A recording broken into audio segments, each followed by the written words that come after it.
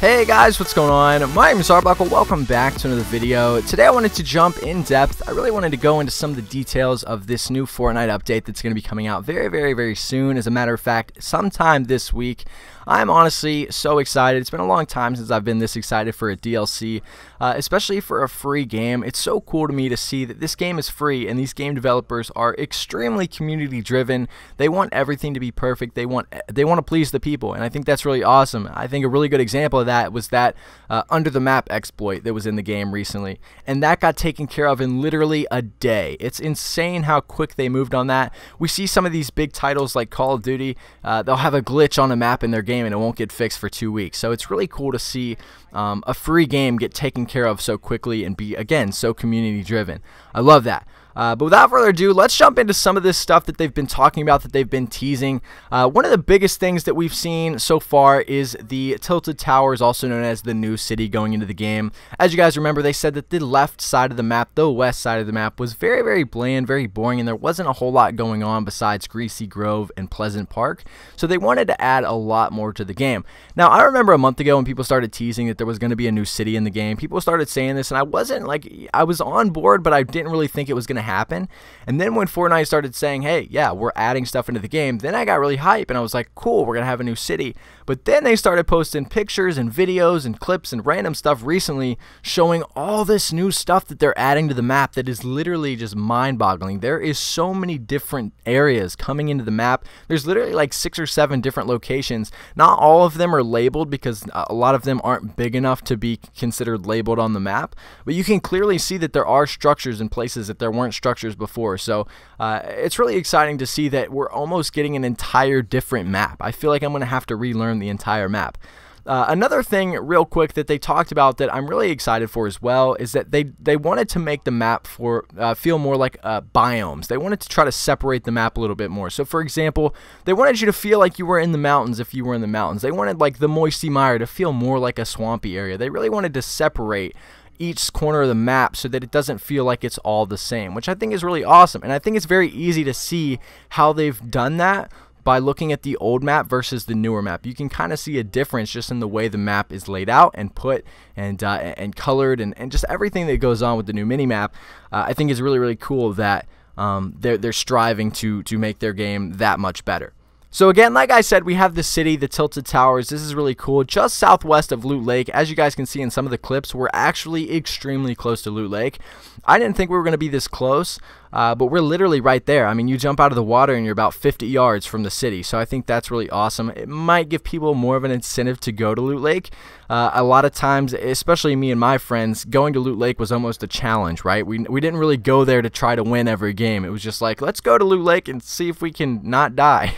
So I think this will give people more of an incentive to go there because there's a lot more around and there's a lot more to be able to do there. The second area that we have is the Junk Junction. This is the Boneyard. This is basically where all the broken down cars are, and I think that this is really cool because this is going to give people a second option to go to rather than Flesh Factory.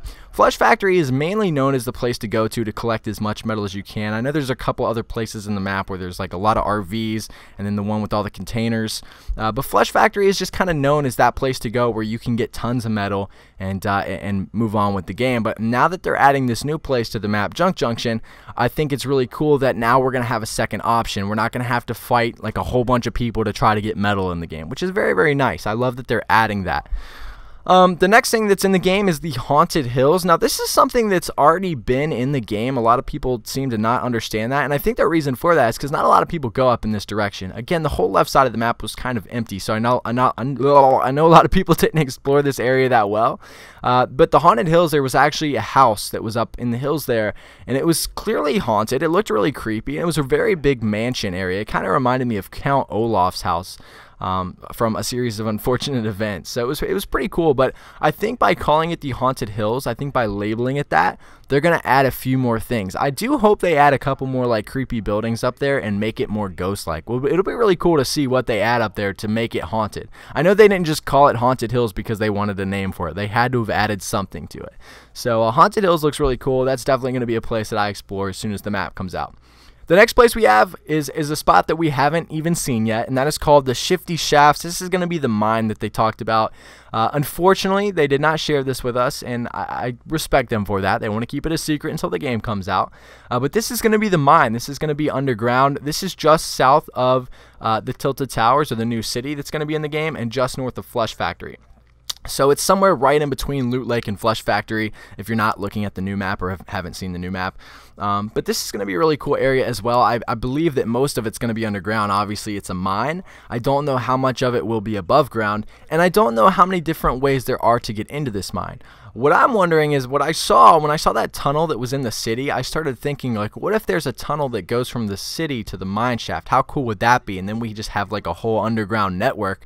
But I think that would really kind of, it would add so much verticality to the game. There'd be so many different levels that people could be on, and it would drag out the game, and I think it wouldn't be as good as it is now. So I don't think there's going to be any crazy tunnels like that, but I do believe that in the mine shaft area there's going to be a lot of tunnels in that dumbed down area there. So I think it'll be cool to see how many entrances there are. It got me thinking, like, what if we can trap people in here? Like, you know, you always see all these mining accidents where it collapses. What if other players can make the mine collapse? I don't know, just a thought. Probably not, but how cool would that be to kill people by collapsing the mine? I think it would be pretty awesome.